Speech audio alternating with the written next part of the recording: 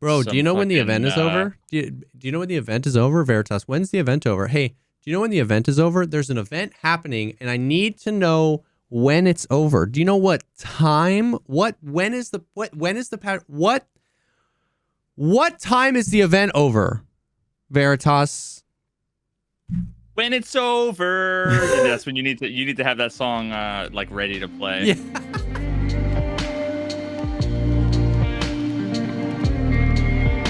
What's up, everyone? Welcome to the podcast, the show dedicated to talking about all the poggers things in life, like music, content creation, and video games. I am one of your co-hosts, JesseKazam.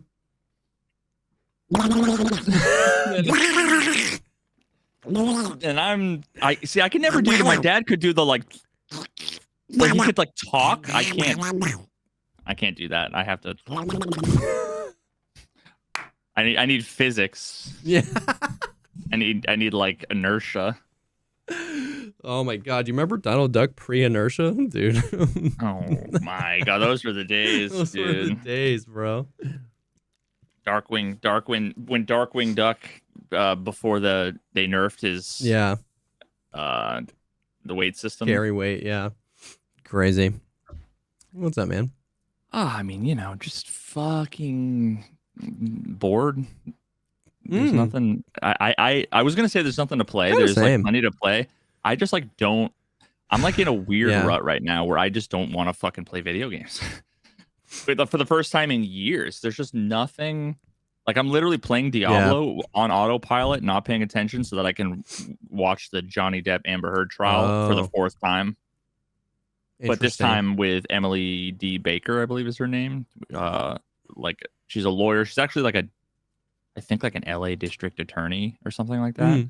And she had like, live reactions back when it was going on. So now I'm watching her live reactions in video form because it's like I'm trying to brush up on the old defamation.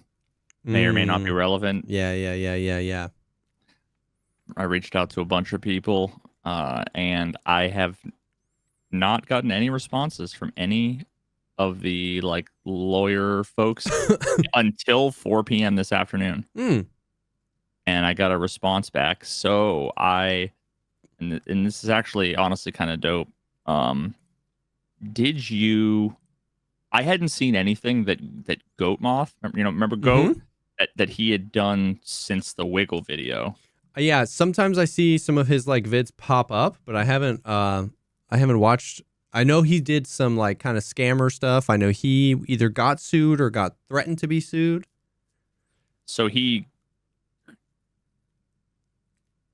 actually don't remember off the top of my head. I think he definitely got like either a concerns notice or something, but effectively it was like, we're gonna sue you. Yeah. And then I don't know how to pronounce this guy's name, but he's Mario Sarame. Okay. I'm sure I'm not pronouncing that right, but he actually is like a First Amendment like lawyer guy. Okay. Then this was actually recommended by someone in the community that I went and watched the video, and I guess the guy offered to help him goat out like pro bono. Now I'm not looking to like I'm not looking for free shit. But yeah, he had him on one of his videos. He talked to him, answered a bunch of questions. He seemed like a really nice guy. So I actually reached out to Goat and was like, hey, if he's like open for anything and whatever.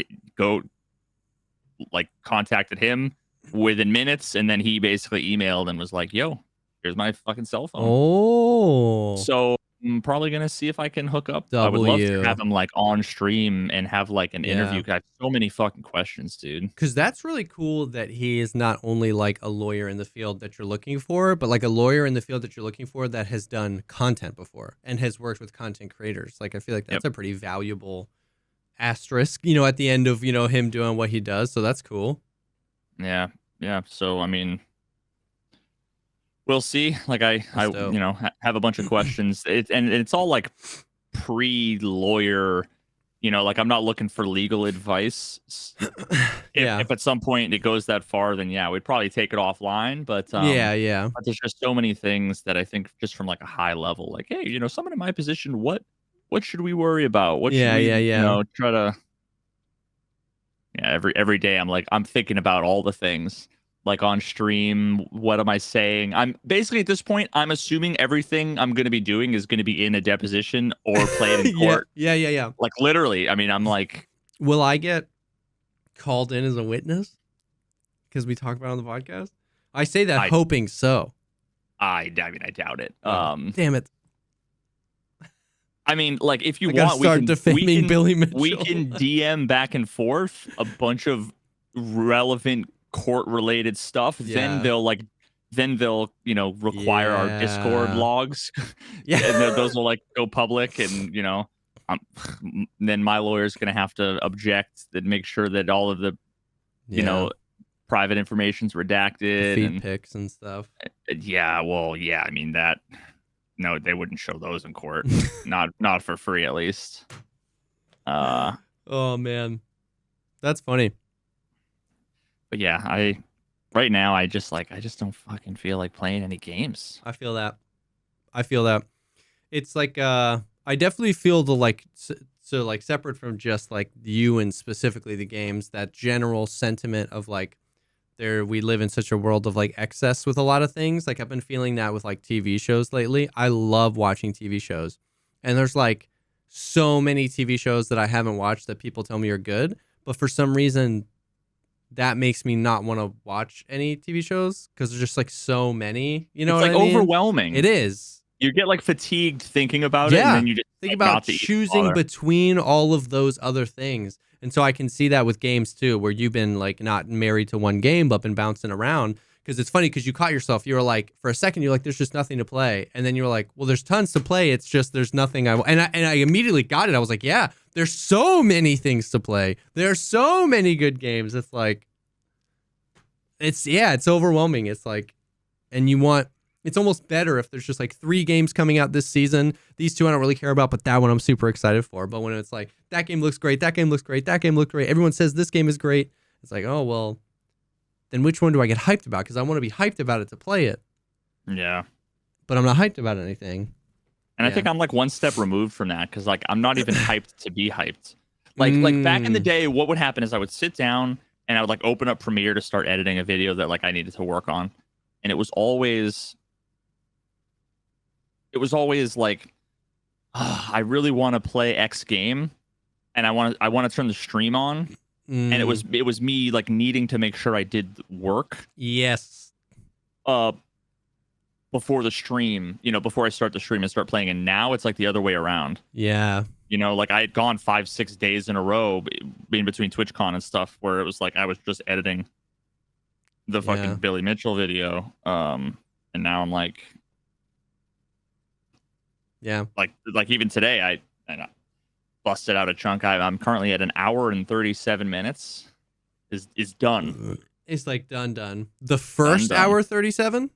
Okay. Yeah. And I filled in the gaps. There were 2 gaps that were really bugging me. So I filled in those gaps. So now it's like I got like 3 topics I need to talk about, and then fucking conclusion, wrap it up. Oh yeah. Dude. Yeah, I should just tell ChatGPT. I should just give it my outline and be like, finish this for me. Finish this, please. Dude, that'll be a crazy moment when AI crosses into like editing videos.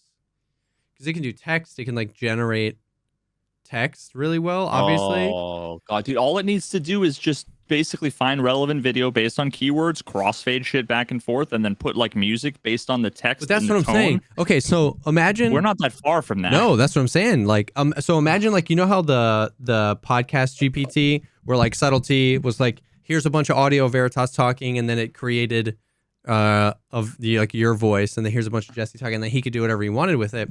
It's like, at what point do I go, here's my 8-hour stream, and I feed it 11, Mr. Beast videos to train on. And I'm like, make a 10-minute highlight video. And it just goes, boom. And it's like music, cuts, transitions, zooms, like.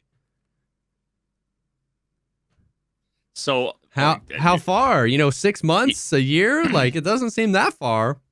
We're tapping into what'll be the next paradigm that none of us can understand, right? Like if you rewind to like the 50s, right? Yeah. The whole idea that there would be like these individual content creator, influencer, like it wasn't even something that anybody would have even crossed their mind, right? Yeah.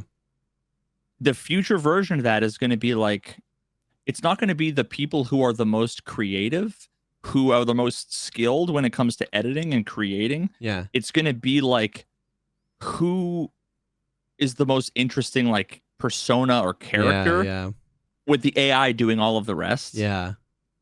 So oh God almighty. But then like, will it work itself into a black hole? Because like, like have you seen I don't know why there's a better example of this, but like, do you ever see the MKBHD video where he uploaded the same video to YouTube 1,000 times? No. Yeah. Tell me more. So he uploads a video to YouTube, downloads the video from YouTube, uploads it to YouTube, downloads it from YouTube, uploads it to YouTube. Just for the compression? Yeah, he just wanted to see what would happen. So he did it 1,000 times. Damn it, I thought about that too. And it just ends up in a black hole of like purple boxes and just like... It's just compression artifacts being compressed. Yeah. And so it's like, what do you do when like there'll be a time where we're training the AI? It's like, I want like a Mr. Beast video because Mr. Beast has the best editors. But what happens, one generation later where we're training the AI on previously done AI viral videos, and it's just like... You just went British there for a second. Did I? The AI. What if we train the AI? And then what if it's just like, and now we're training the AI on old AI and it's trying to do new things with old things, and then all of our videos end up the same. The AI. Bravo 6. I mean, yeah. Dak. Then I wonder if it's just going to end up coming down to... Then it's going to be like there's no value in any like individual person or not. It'll be like whichever content machine is like the most endorphin producing. Yeah. And it's just going to be a bunch of bots with one video with 1 million views. Every other video has 11 views, and that's just what it's going to be. Oh, there's a Black Mirror episode here. Yeah. Yikes. I don't like it. Well, I feel that. What's up with Tarkov land? I understand that there's been some Bro, do you know when the event is over? Do you know when the event is over, Veritas? When's the event over? Hey, do you know when the event is over? There's an event happening, and I need to know when it's over. Do you know what time? What time is the event over? Veritas. When it's over. That's when you need to have that song like ready to play. Yeah. What is that? That's not Blink-182, is it? I think it's Blink-182. Maybe. When It's Over, sung by Sugar Ray. That's the time I'll fall in love again. Oh my God, yo, holy fuck. It's 2001, boys. Woof. Yeah, there's an event. You need to have that on repeat. I should. I'd get demonetized on YouTube. Bro, YouTube ain't messing around, bro. Like what you've been getting hit. I just have we'll talk about Tarkov in a second, but yeah, I'm in a whole new world of like on Twitch. It's so, like the live content idea is just not built out on Twitch, right? So like you're not gonna get bopped. So like, somebody sends me a link to a YouTube video and it's like their Tarkov edit, but with, Creed playing in the background or whatever. It's like, whatever. On Twitch, it's up. I was like, dude, I got to retrain my brain. I have this scene. It's like hang in there. It's a little cat poster hanging from a branch and stuff like that. And I do it like when crazy stuff happens. And I guess I put like some music, the girl from Ipanema or whatever that name of that song is. It's not the music I made for you. That is my BRB screen still to this day. You need to put that on. I need to. I have to now because so that I can copyright your bitch ass. I got hit. Boy. Dude, 8 seconds, 8-hour stream. I'm 50-50 splitting the revenue of that 8-hour stream with the copyright holder. So, and you know what's super messed up? In YouTube, you can just, when that happens, you can say, I want to cut out this 8 seconds, right? I just want to take it out. If your video is longer than 6 hours, you can't trim it. And so since I'm streaming, it's like I can't trim it. So I just am just 50-50 splitting the revenue from that stream. I mean, it's not like it's thousands of dollars, not even close to that, with right? Creed. Yeah. But you know, it's actually totally random. Never mind. I'm not going to say this. Never mind. I'm not going to say this. No way. Yeah, you're just like. Yeah, exactly. Exactly. There's like one particular channel. Never mind. Never mind. Fuck. There's one channel that has been like live streaming on YouTube for years. That like if I go to my like DistroKid is how I distribute my music. There's like a thing that basically shows you like where all your music is being played. Yeah, and then it's just like literally, it's like a bunch of random Russian videos that are just straight copy pastas of some of my videos. That's on YouTube. And then there's like every day for 3 years, this one person's live stream where they played like a few particular songs that like I don't have in my playlist. Interesting. And it's like, you could sue him for all he's worth. Well, no, I'm getting monetization. Oh, you're getting the rev share that YouTube does. Oh, interesting. I'm sure it's negligible, but still, it's just not like, a lot. But the problem with that is that you have to whitelist the YouTube video per URL. Sorry, I'm not going to whitelist 300, 400, 500. Like, no. Which is why when people are like, "Hey, can I use your music?" I'm like, just use the playlist. Use the playlist. Well, it used to be use the playlist, but don't fuck around on YouTube. Oh. Because of Content ID stuff. Now, with things are different now that cross streaming on YouTube, it's if anybody wants to use my music for their streams and they're going to stream on YouTube, you shouldn't have to worry about using anything with my playlist. I'll just say that. Okay. Don't go making a playlist. Veritas has made a stream safe playlist. Yeah. Anyway, so it's a whole new world on YouTube because they got serious with the like live Content ID shenanigans. You know what I mean? Anyways, Tarkov. Yeah, there's an event. So, like everybody was, basically, we were just like, yo, where's the Halloween event, right? Because we were getting close to Halloween, and then we got the Halloween event. We got like a small update, and it was Tagilla was on labs, and instead of his hammer, he had the big scythe that he had last year, and the like creepy skull mask. So that's cool. It's creepy. He's just like a great Halloween character, right? And then were the goons on interchange. Oh. Well, we'll get there. It's not the goons, but we'll get there. And then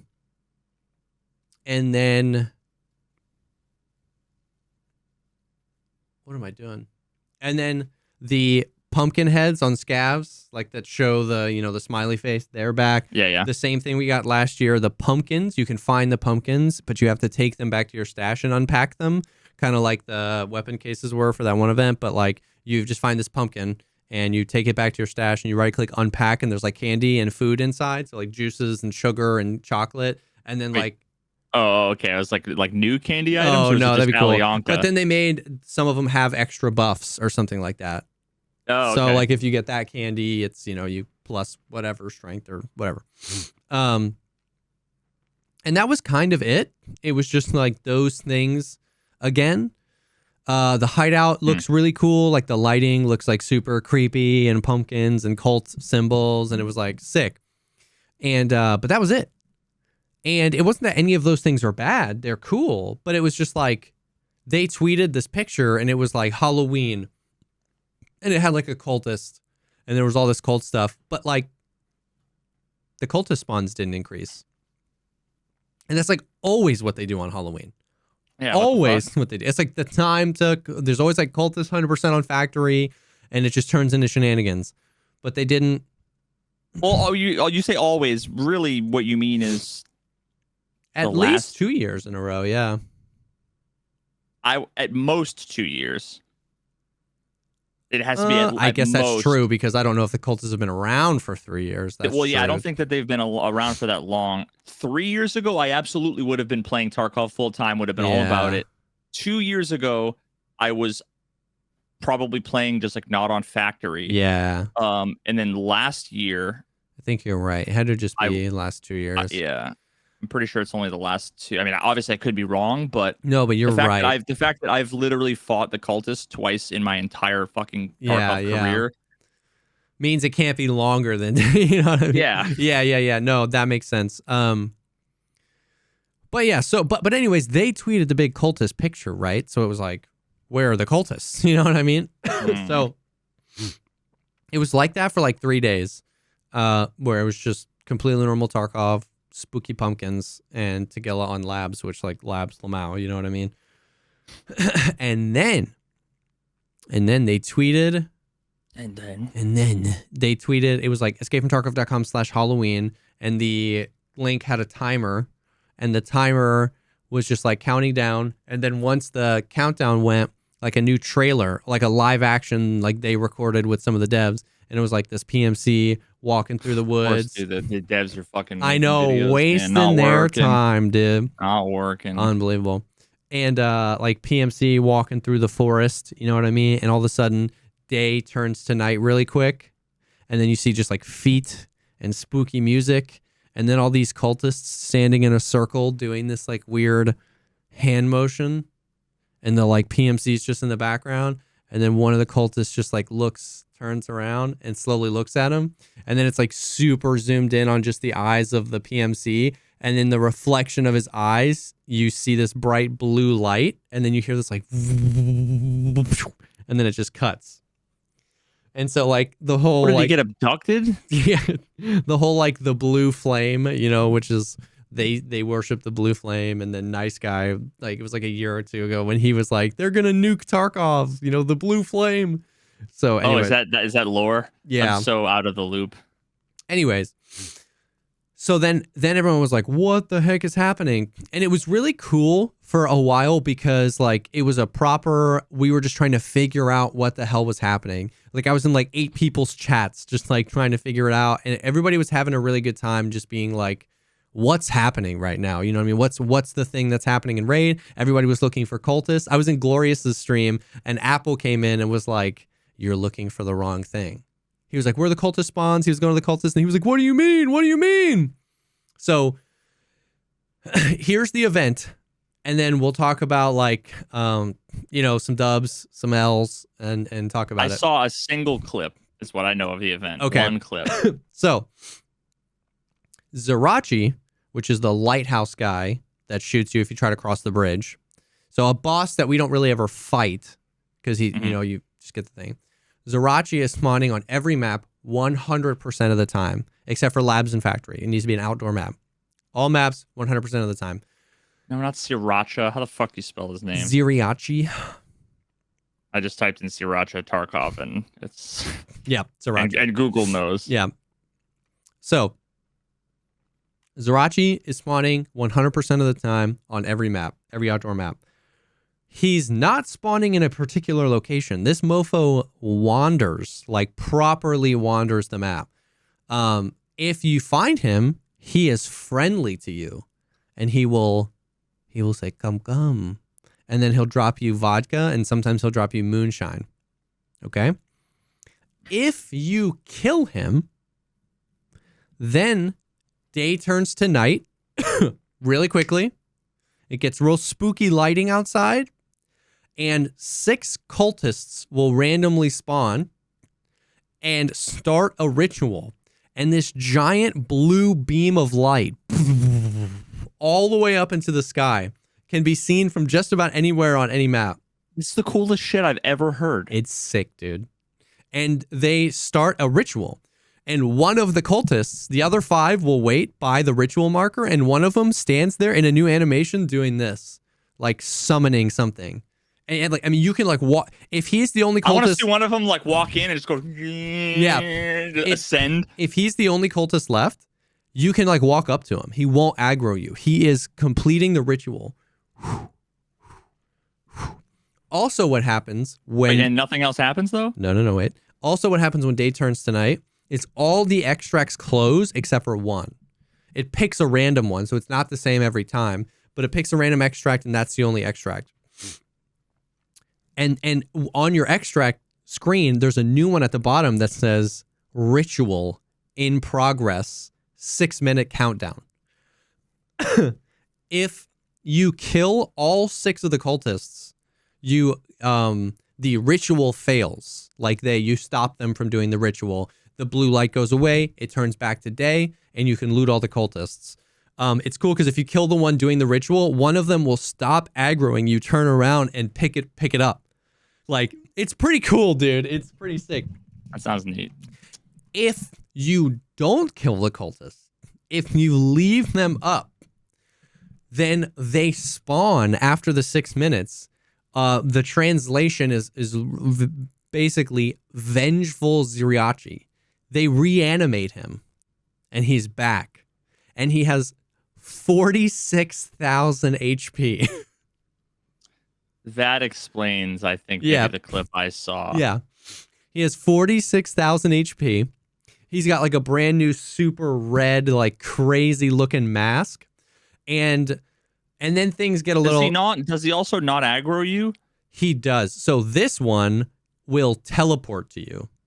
He just teleports around the map, waxing players. If only he made the fwoomp like Minecraft Enderman. Yeah. That'd be wild. I would shit my fucking pants, dude. I don't know why. Endermen are like the scariest things in any video game. I don't care if it's like my fucking 10-year-old niece plays it and she's fine. Yeah. If I hear an Enderman, I'm like instantly shit my pants and I nope out of there. Yeah. He has 6,666 HP per limb. And if you are close to him, you get 2 status effects if you're close to him. One of them is that your endurance is reduced, and the other is that all of your guns jam. You can't use guns. You go click, jam, you clear the jam, click, jam, clear the jam, click, jam, click. I mean, you can't use guns. And he's got 6,666 HP per limb. And if you try and run away from him, he'll pull out his arse ass and just body you. So it's basically like Jeegers. Now, some people were like, oh God. Some people really quickly were like, yo, oh my God. That's a good one. Okay, sorry.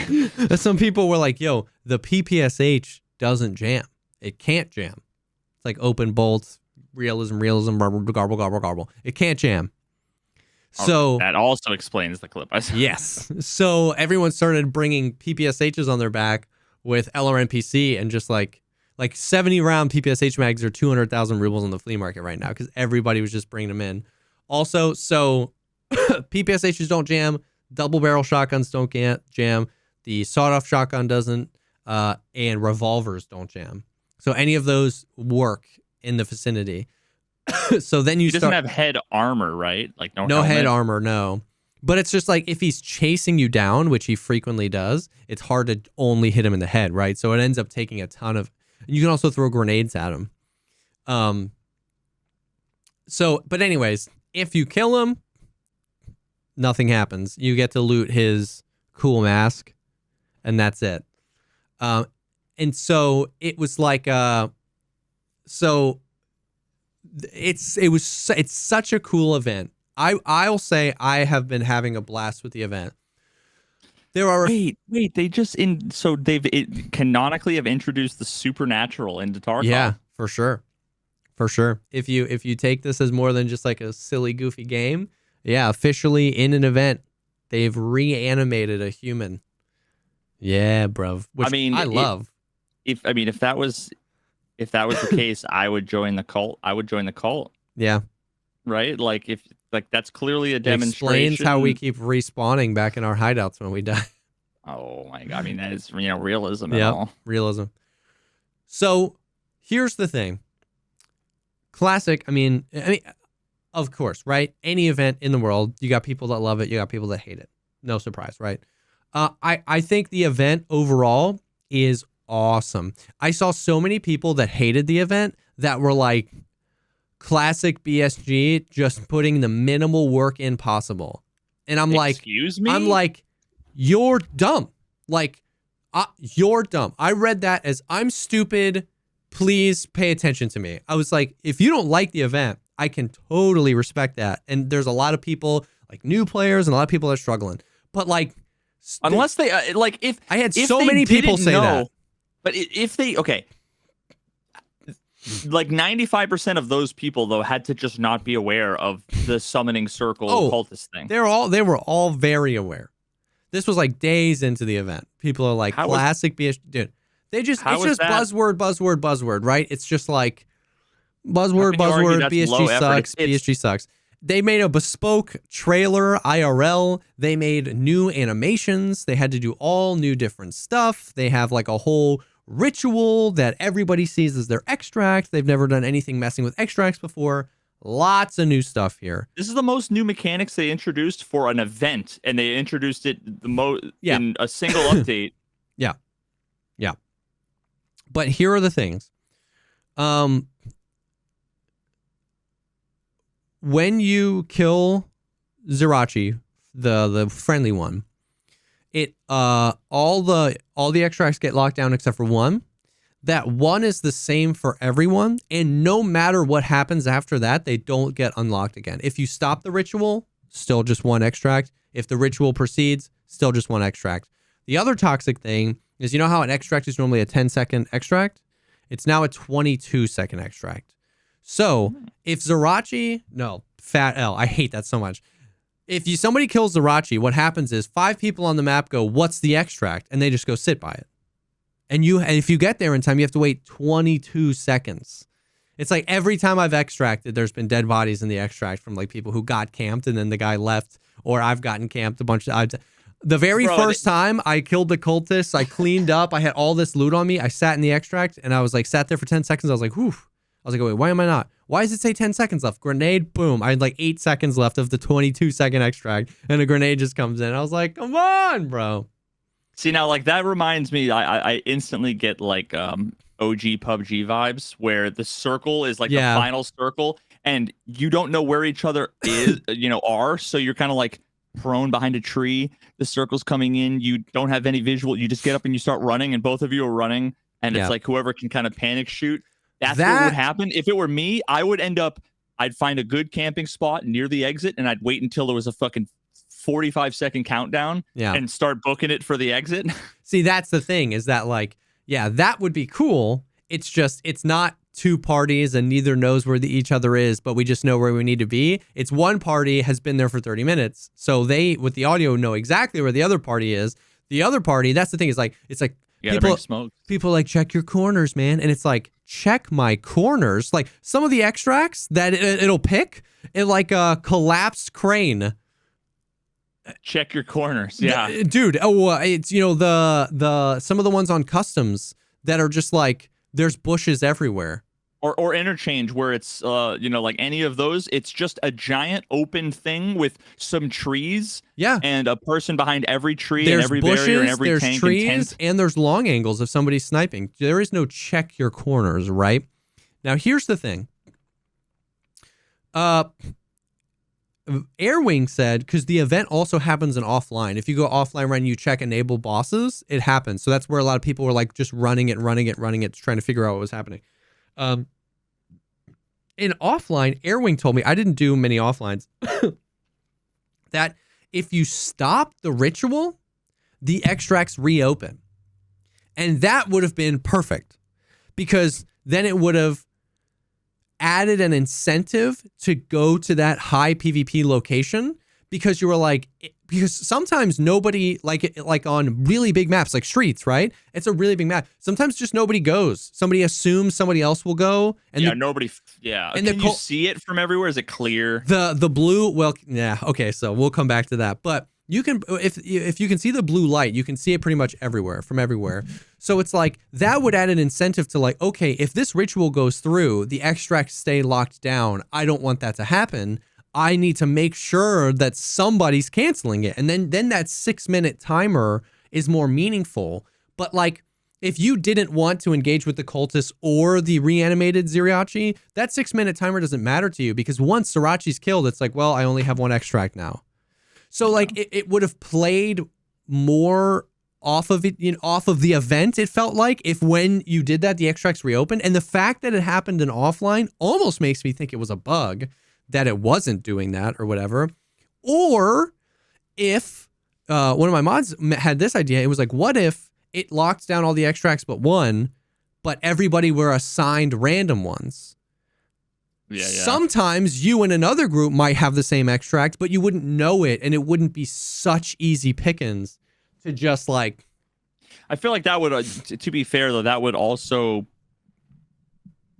I don't know, seems like it would be largely indistinguishable from what we have today, and that everybody really has one exfil that they're planning on going to. It would just be inconvenient, but the same distribution of probably people per exfil. But it depends. It depends, because I feel like with the beam being there, you know what I mean? Like you might your extract might be back where you spawned, yours, whatever. I think it would be a little bit more. I would prefer just the original idea of, like, if you stop it, it reopens. If you don't stop it in time, they stay closed. I think that makes more sense.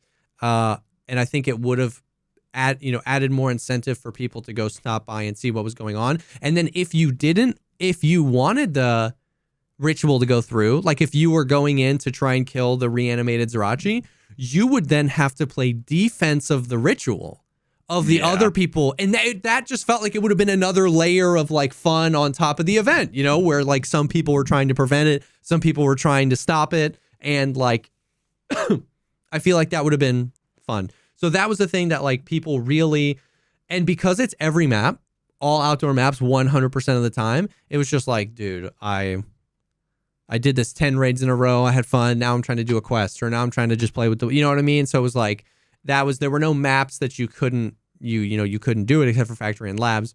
Now that's why I ended up playing streets a lot for the second half, because customs was the one. Customs is always the one people play the most, right? Because it's pretty flat and it's pretty small comparative to like, woods or streets or something like that. But the thing with customs is it was just like you just couldn't survive, because it was everyone's going in super geared, super chatted out, so many thermals. So it was just like hard. It was hard to like survive. So I ended up playing streets, and like today I played streets pretty much solo all day. And it was nice because like 50% of the time, nobody could just find Zirachi. So it ended up being a nice balance where like if I found him, I'd kill him and I'd start the thing and I'd try to engage with it. But if I didn't find him, I wouldn't go looking for him. If somebody else killed him, I'd be like, ooh, where's the ritual? I would go do it. So on the bigger maps, it kind of felt more like less repetitive. It was just like another dynamic event that was going to happen sometimes in my raid. And I felt like that was pretty cool. So the bigger maps ended up feeling better. The other big problem was that for me, over the course of the event so far, like the 3 days, about 50% of the time, I just can't see the giant blue light. Is it ever like in the parking garage and interchange? No, or sometimes it's always it just where it should be. Far enough? Nope, it's just not there. And what's weird is that like it just doesn't show up. Doesn't show up. It's a bug. And what's also weird is that like most of the time, if I couldn't see it, Velian could. Or Airwing could. So but it wasn't intentional, because so many solo players, like they were like, anybody, like the most common thing was anybody got a fix for not being able to see the beam. And that makes it really toxic, because you don't know where to go. And by the time you figured out where to go, 6 cultists are shooting at you. And it's like, sick, I'm dead. You know what I mean? So that was a real bummer. Like that was a real bummer about 50% of the time. So that really added a layer of salt to the event, and understandably so. Like it was really frustrating when you couldn't see it. Like if Velian died, then I kill Zirachi and I can't see it, and I just like run into 6 cultists. It's just like, that's super lame. Back to the W side, BSG had the forethought that they reduced their kits.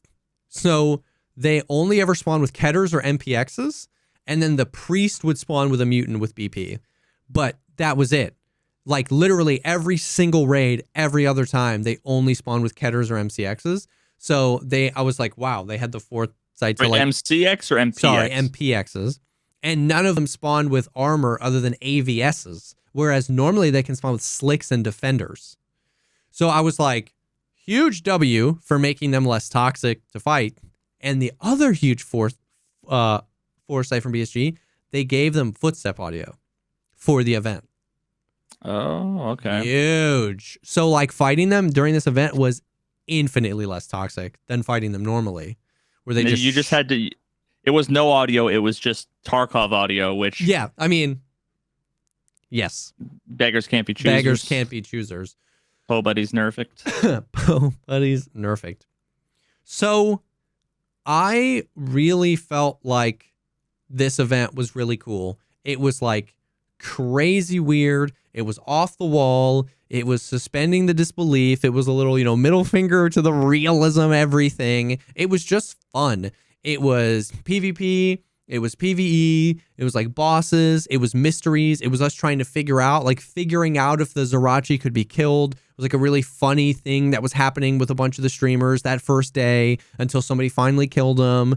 You know what I mean? Like trying different guns, trying to poison them, PPSH, let me try that.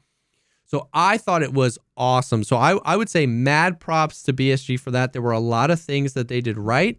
I think, though, that some of the bugs soured the experience for some people. And in my opinion, the way the extracts functioned really held it back from being like a great event, like an S tier event.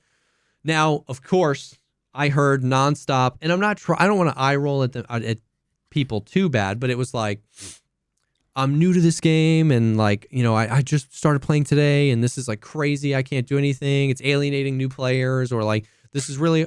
I heard a lot of like streamer event, or like this is an event for squads. It's not an event for solos, and it's like, it's for a few fucking days. Like, yeah, get over I it. mean, yeah, that's that, yeah.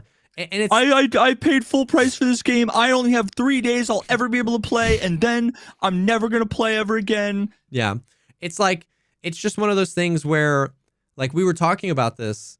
Of course, I understand that these weren't the same people, but like, just my mental health. It's like the 2 days leading up to the Halloween event, people were like, "Where's the Halloween event?" Like lazy BSG devs, they went to TwitchCon, they spent all their money, they didn't plan a Halloween event. Then the Halloween event rolls around, and it's like, they literally didn't do anything. There's nothing new. This Halloween event is so lame. Lazy BSG devs, they don't do anything. Then the real Halloween event starts, and people are like, I'm a solo. I have 60 seconds a week to play, and I just bought the game yesterday, and they do this to me? They put too much into the event, and it's ruining my fun. And I'm just like, what do you want me to do? Like, just play. I don't know. So once again, I know that those are all three different groups of people, but it's like everybody's coming in, and it's like, dude, what you got to do. Here's the useless advice that I get, and is the thing that instantly comes to mind here, while knowing that it doesn't solve any problems when you hear it. But you're playing Tarkov, and you're like, yeah, that sucks, man. Mm-hmm. I feel you. Like, just seriously, fucking let them. Like, I feel you, man. It's so funny because you're so right. I've gotten there with like cheaters. Like, people are like, dude, I've died to cheaters 18 raids in a row. Like, I've gotten there. I'm like, dude, that sucks, man. I'm sorry. Like, and it's just not a problem because I don't let it become a problem. But for some reason, the event, it was too scrunched together. Those three, like, BSG sucks, there's no event. BSG sucks, this event is nothing. BSG sucks, this event is too much. All in 6 days. I was like, shut up. Like, I couldn't. But you're right. I think part of it too, and this is more based on like me being far enough away that I can reflect on myself. Yeah. And actually, you know what? I'll be honest. I still feel like this now. When I'm sitting there playing Diablo, right? I'm like half paying attention to the game, and someone comes in and it's like, "Oh, did they fix the game?" Yeah. It's almost like for a moment, I'm insulted because it's almost like this game is shitty, you're playing it and enjoying it, and if you're not, like, all of this is going through my head where it's like I feel like I have to defend it because I'm playing it, and it's like, I mean, that's, for me, it's probably some form of like fucking weird, of a weird version of insecurity or something that makes me get annoyed by that. And someone in chat says, but it is shitty. Yeah. I mean, my it's opinion just like one of those things, like, is fact. All people agree. You know what I mean? It's just like, I mean, it's I mean, I heard like today, probably one of the most common messages in my chat was like, I mean, I said it, when is this shitty event over? When is this event over? I'm not playing. I'm boycotting BSG until this event's over. This event is I'm not playing. I'm blah, blah, blah. And it's like, dude, cool beans. You know what I mean? Like, that's one step removed from first time chatter. Wow. Well, I'm out of here. Don't want to watch this anymore. It's like, nobody fucking cares. Nobody asked you. But then again, it's like one is directed at me versus one is directed nebulously at the game that we are. It's kind of like they should read the room and recognize that we're all trying to enjoy the movie. You don't walk into a movie and talk about how disappointed you are in the movie. It's like, especially when you're the one on screen, like, it's almost, in a way, it's not crazy to feel as if you're basically saying, in a way, you are kind of complaining about the show that you are putting on. But even if you don't take it that way, that's a great point where it's like, can't you see the rest of us are trying? It's like, I'm not offended when someone is like, when is this shitty event over? Because it's like, you don't like the event.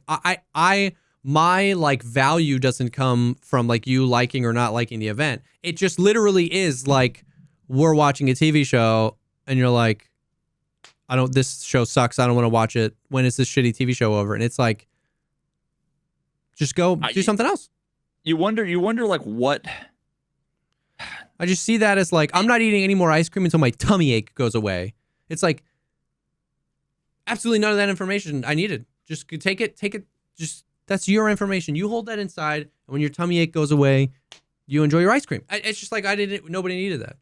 Yeah, I mean, I have to like think that some of these people, they are completely innocently detached from them being rude, and it's almost like, if you go over your friend's house, everybody's chilling, playing fucking Nintendo or whatever, right? Everybody's just hanging out, and you sit down and you're like, boys, I'm so fucking sick of X. Yeah.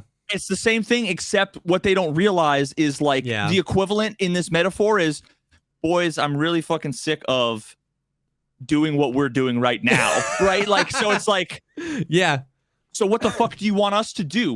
How am I supposed to respond? Like, but again, like, it's that's true. Example, that metaphor isn't obvious to them. In very much the same way that, just like I said the other day about how, we shit on the game and we say whatever, and then we meet the developers in real life. You're like, fuck, you missed the perspective, right? Mm-hmm. And then a lot of times, the response, ends up being to that person ends up instantly cracking back at them and being like, so then fucking don't play. What are you doing here? And then they're like, well, they have to double down because they didn't feel like they were being rude. They didn't realize it, right? But then the response is rude. So then they're like, what the fuck is wrong with all of you people? And then it's almost like they're justified in being like, okay, peace, I'm out. Where you're like, yeah, get the fuck out. There are days where I'm like, that's a really good, I don't feel good about how that just went down. That's true, man. That's like a little anchor point to empathize, is like if they don't realize, because I also think that some people kind of use it as like a vibe check, where like, if my reaction was like, dude, I don't know, this event is literal garbage, it's crazy, they can like, that's, now they got the vibe. And they're like, oh, okay. And they sit down and they're like, oh yeah, let's let's talk about how terrible this event is, because they might have just come from a streamer who was ragging about how dumb this event is. So they might actually perceive themselves as fitting in as a joke. Like, when is this freaking shitty event over? You know what I mean?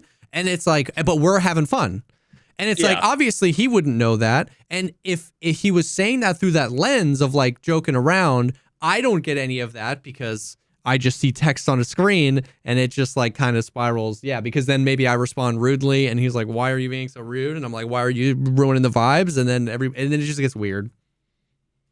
That's why the internet is going to be the downfall of it.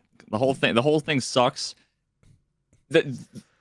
Everybody can be an asshole without it. Like, in real life, it's clear to most people in most situations when you're being like rude or an asshole. Yeah.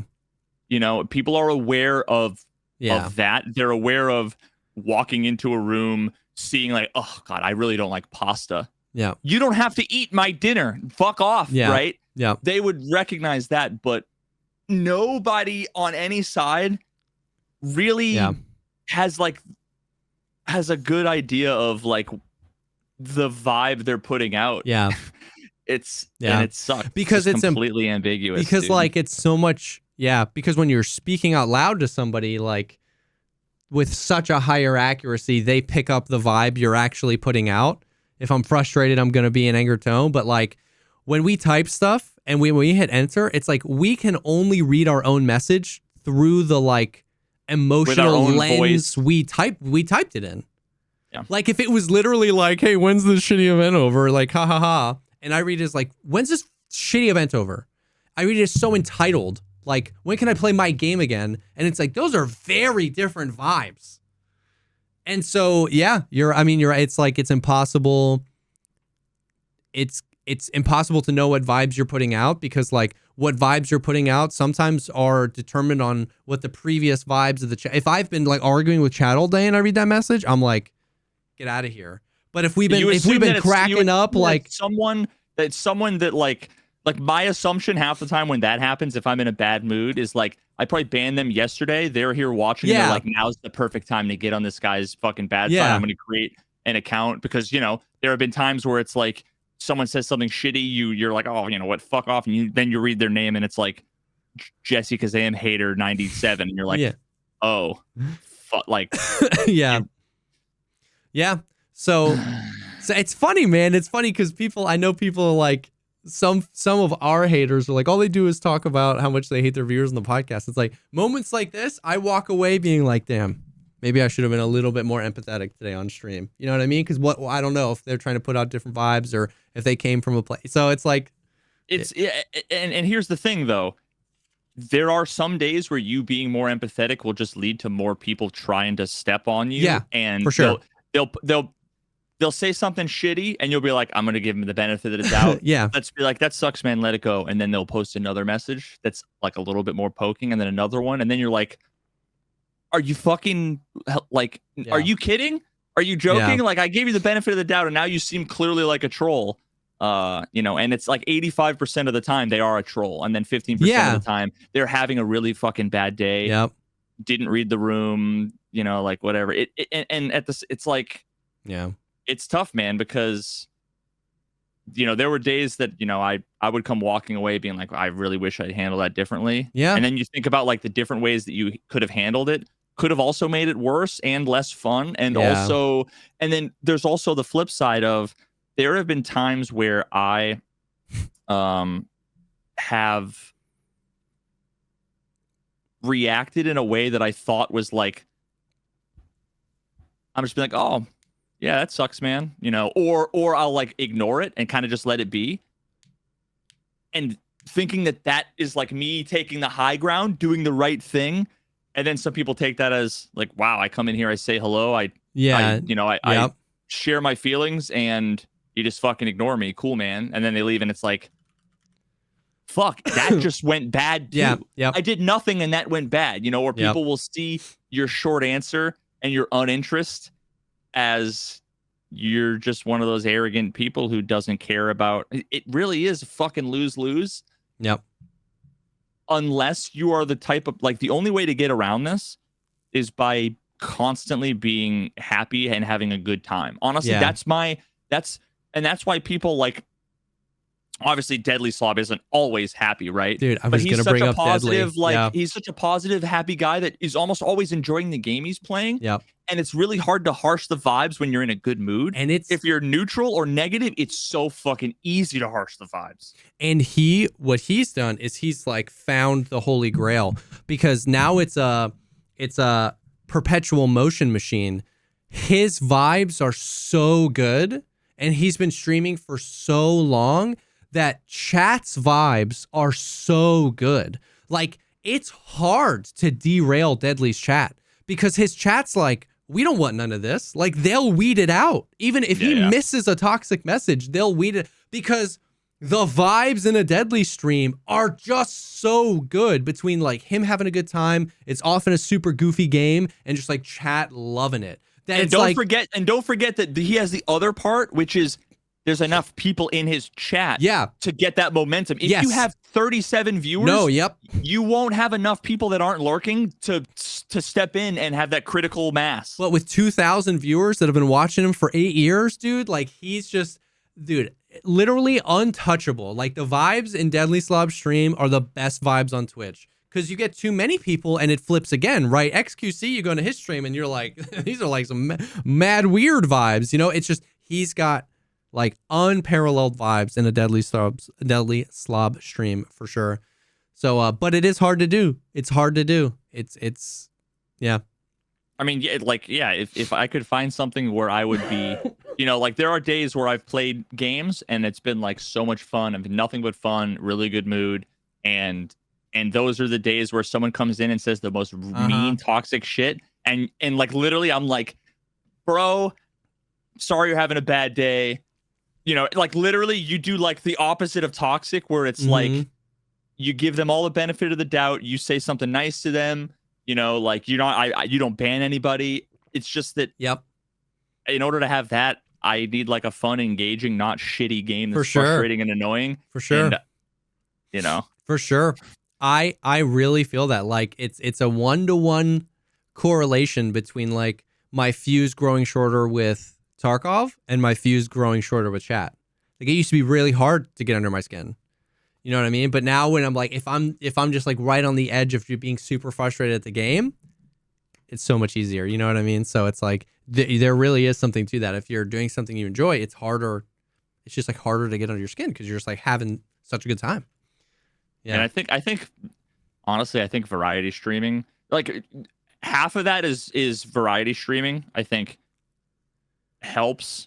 And by variety streaming, I mean just not playing a game like Tarkov or insert I agree toxic with you, game like League of Legends every day, right? Yeah. Like, the variety keeps things fresh, but then also, like, Deadly has that personality where he's just an easygoing, super nice, super easy, you know, like, and honestly, I think you're a lot more like Deadly Slob than I am. We all want to be a little bit more like we Deadly all Slob. want to be a little bit more like you're a lot more like him than I am, where if you, ignoring like viewers and money and all the things, if you could just play whatever you wanted and have fun, the negativity and toxicity that you're experiencing would plummet. For sure. For me, it would also plummet, but not as much, because I'm a little bit less easygoing. I'm more of an asshole.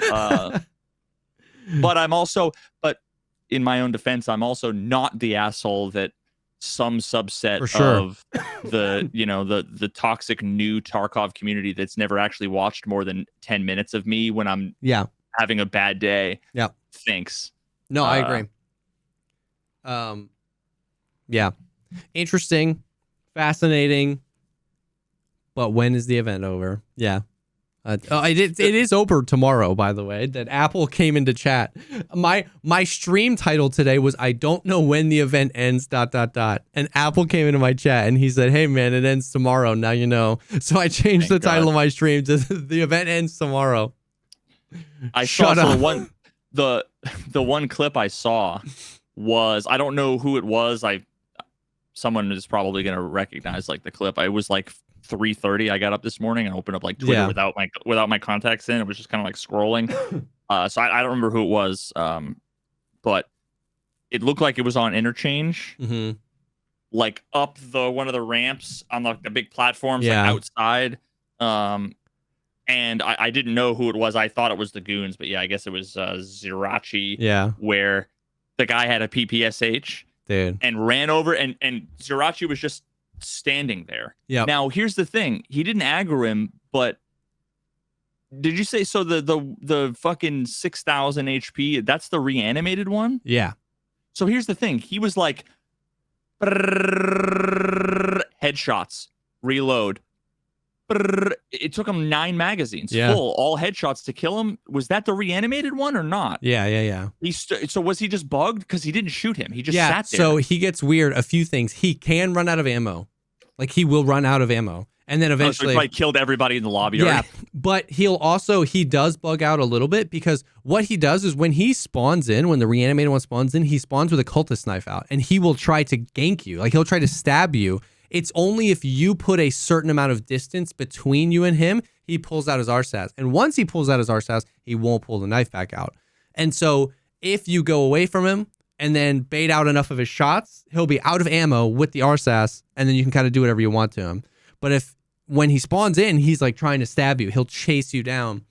And so when I killed him, I only killed him one time, and he had just killed Berkey. He switched to the gun out, and he chased me, and my only option at that point with the PPSH is I went up to him, and he crouched, and his barrel stuffed his own arsehouse.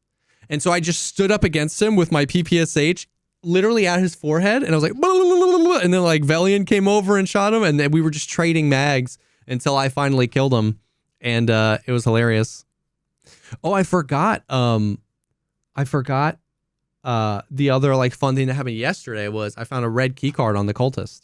I forgot to mention that they mega buffed the loot on the cultist, because they removed a lot of the good like I said, like armors and stuff you could get. They like dorms marked keys, tons of marked keys, and labs key cards. I got a red key card. My first red key card in 7,000 hours.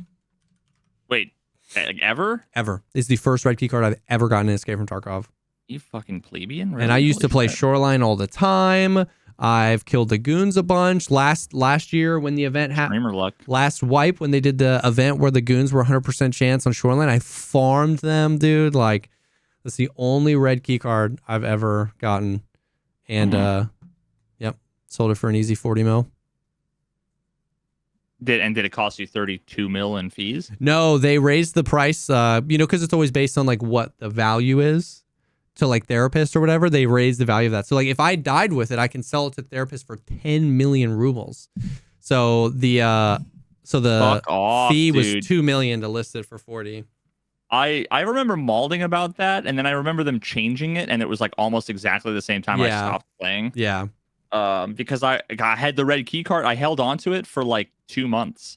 I couldn't do anything with it. I couldn't sell it, and I didn't want to use it because it was like the glue garbage, or at least it was when at the time. So I never had enough money to list it for any reasonable amount. Because I was at like 2 million or 3 million, and it was like if I want to sell it for 30 million, it was 26 million or whatever. Yeah, it was like, super dumb. I found the last day of last wipe. So like right before August, we still didn't know when the wipe was. At this point, we hadn't realized it was tomorrow yet. And remember, they were doing that end of wipe event where you could get the 2 extra rows in your stash. And one of those quests, you needed a green key card. So you had to get into green. The last day of the wipe, I found a green key card on Tagilla and sold it for 100 million rubles. Because everybody wanted it to get into the stupid thing.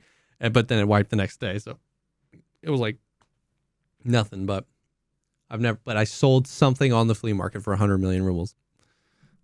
God damn. But yeah, so we found the red. That was poggers. Dude, someone said something about can't wait for the fucking Jesse and Veritas duos on Arena. Bro, can we form a team? Dude, yes, bro. Yes. Put me in, coach. Put me in, coach. Dude, you, me, Desmond. We need a carry. We need a strong Desmond to carry. Yeah, I was gonna say it doesn't fucking matter who else we have in there after that. Seal. That's 4. Was it 5? 5? Yeah. Anyways, I was gonna say Geeks, but Geeks? Obviously, if he came back, if he wants to, Tarky. If he wants to, dude, Berkey. Oh my god. Dude, Berkey is so funny. But yeah, so it's been good. It was so the event's been fun. That's been my TLDR. I thought it was fun. There, of course, are things that could be changed as per usual. A few things that kept it from like an S tier event, in my opinion. But I thought it was really cool. And I thought it was cool the work that they put into creating something like crazy unique for the event. So that's what I have to say about that. Now, before we move on to some other things, I do want to take a second and thank the first sponsor for this stream, and that is Factor. With the busy fall season already in swing, you might be looking for some wholesome, convenient meals for your jam-packed days. Factor is America's #1 ready-to-eat meal kit. It can help you fuel up fast for breakfast, lunch, or dinner with chef-prepared, dietitian-approved, ready-to-eat meals delivered straight to your door. Factor's awesome. We've talked about them many times. I wish I had some this week because I didn't have any food to eat, and I tried to meal prep something, and it was disgusting. And so I have a bunch of meal prep thing that I didn't like in my fridge, and so I bought Hot Pockets because I hate cooking while I'm streaming. So I wish I had some Factors. Super easy, super convenient. All you gotta do is heat it up. Sam, I'm out, and I had Burger King, and I feel like I'm dying inside after having gone to the gym. This is the second time a couple days ago, but a couple of days ago I had this was like what I felt like it was the beginning of fall. I had the the chicken with sage chicken with the sweet potatoes, the maple butter sweet potatoes, and it was like, okay, it's fall, baby. Yeah. Fall, baby. It's fall, baby. Yeah, dude. Yeah, they have all sorts of like seasonal seasonal meals that you can choose from. Cranberry pecan chicken, apple Dijon pork chops, all sorts of stuff like that. There's over 35 meals to choose from each week. So if you like a certain protein or if you like it to be more veggie, obviously with all these things with Factor, what I love about it is the convenience and like the user choice. Do you want more protein? Do you want more veggie? Do you want closer to keto? How many meals do you want a week? And so with 35 to choose from every week, it's kind of like the perfect combination of like, there's always a few things on there you've had before. So you're like, I know I like that. But then there's also like, I want to try this. You know what I mean? It's not just like the same 7 things you have to choose from. So it's awesome. You can do low calorie options that are around 550 calories per serving, protein plus meals with over 30 grams of protein. So it's pretty awesome. It's a W. So you can head to factormeals.com/pogcast50 and use code pogcast50 to get 50% off. That is code pogcast50 at factormeals.com/pogcast50 for 50% off. Thank you so much to Factor for sponsoring this episode.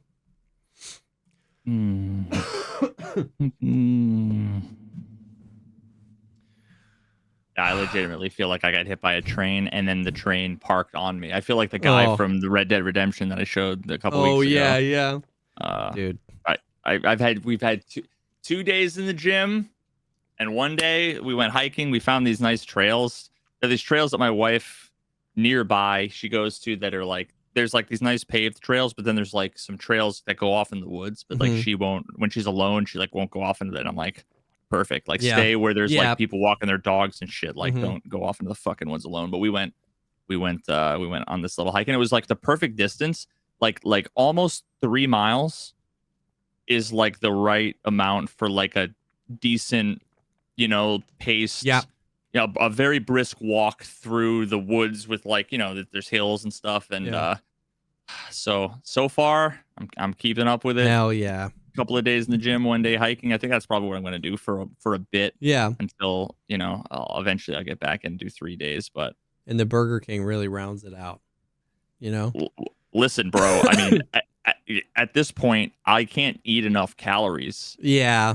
Because of my fucking mini esophagus because of the surgery and everything. So like I couldn't even finish my Whopper. Like really? I can't eat enough. So that's why I'm like, I've been sitting here with cashews, mowing cashews down because, like I'm not looking to lose weight. I'd like to, I'm also not like trying to like bulk up, but just be more at the healthy same time, like general. you need calories, you need protein, and I just like can't get it all. Dude, I feel like I got hit by a truck, but just because of these goddamn little germ machines I have. We're all sick again, bro. Again. I thought I had strep again, which literally I had 1 month ago. I went to the doctor today and the strep test came back negative. But like, dude, last week, my 5-year-old had bronchitis. This week, my 2-year-old, he had this like real gross phlegmy cough. So we take him to the doctor and they were like, my wife was like, the doctor came back and was like, well, 2-year-old, mind you, they're like, well, he has influenza A and B and RSV. And the good news is there's nothing I can do about any of those things. You just have to wait them out. And we were like, super sick. I don't remember the last time I was sick with anything that wasn't food related. Just saying. Dude. And it's like the other, dude, it's well, listen, we're in, the podcast people, you guys are coming with me on this journey. You guys are, you came with me. The podcast people, when the birth of my son. Well, now we're in a rough spot, dude, because everybody's sick all the time. And all the other moms are like, don't worry. When your youngest kid gets to like 5th grade, that's pretty much when it's done. And I was like, that's like 7 years from now. Like, what? I'll be 40 by then. Yeah, dude, for real. I'll be 50. Oh, God. So it's just like, so now me and my wife are sick. The oldest one is better. The younger one is getting better. And now, dude, it's just like germ central. But yeah, no thanks. But I beat the con flu as a result. So many people got sick last week. Oh, My immune system was strong enough to beat that. But then he brought something from school, some little gremlin eating dirt or something. Now I've got his germs and I'm sick. Yeah, see, like I don't get exposed to like lots of kid germs. The problem is that those are lots of different germs all the time. I'm just exposed to this cesspool of germs that is just like human, human stink. Yeah, in my office that I sit 18 hours a day and in the chair. So that's like a different kind of immune boosting. Yeah, that's true. That's true. It's true though, man. Like when we moved, you don't realize, like I didn't realize how gross my office was until you take everything out of it. And I was like, I was streaming in this? You know what I mean? It's like, oh God. But yeah. Well, what do you got? I mean, I saw you playing Diablo. Any news, or you just playing Diablo to pass the time? That's kind of what you were mentioning. The fucking Target dummy came out. Oh yeah, yesterday. I literally haven't used it yet because I kind of just I want to wait. Like there's a point when it's useful, and it's usually like when you're comparing, you're trying to figure out if A is better than B, but I'm still leveling. So like everything's always better than everything else. Like, so I don't want to use it when I don't want to use it. Mm-hmm. I want to be like, when I have a question I want to answer, I want to go use it and be like, this is either sick or maybe it needs work or whatever, rather than just like go in and use it when I don't, because I know I'm just going to be hitting a dummy and numbers are going to pop up and it's like, it's going to feel anticlimactic. Yeah. I know. Yeah. So there's that. Bro, it's like some of the things that annoyed me back in like preseason and season 1, they're like getting worse with the community. Like I, for some reason, I literally have like never opened up the Reddit app, like ever. Smart. But I just get push notifications. And it's always like recommended, and it's always like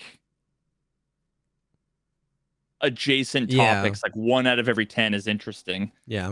And I keep seeing all of these ones that are basically like people are complaining. How do I explain it? People were complaining that like, things are too grindy. They were complaining that it's hard to find the items that they want, right? Like they never got improvements on items. Yeah. Whatever. So what they've done is they like raised the ceiling. There used to be like I told you before, there's like this item power number. Yeah. And that's like what a bunch of the stats are based on. And it matters for like 80% of the items, but not for the other. Yeah. They also like fixed resistances, which was like a big thing that is relevant. I haven't really gotten far enough where it's gonna matter yet. But it used to be like 820, maybe 830, 840. I don't remember exactly where the cap was. Well, now it goes up past like 900 something. Oh, okay. So it's already like, holy fuck, Yeah. And then they've also made it so that like when you get to World Tier 4, like the end of the end game, regardless of your level, like sacred items don't drop anymore. It's only ancestral, like a whole bunch of other things just don't drop anymore that are annoying and shitty, which is cool. But now I literally was like complaining that I was getting too many items. Like you kill a couple of bosses and there's like 20 fucking items drop. And it's like, and when I was like level 60, I had already gotten like two 925 item power swords. And it's like, oh, and then also those uber uniques that used to be like 1 in a gajillion chance. Yeah.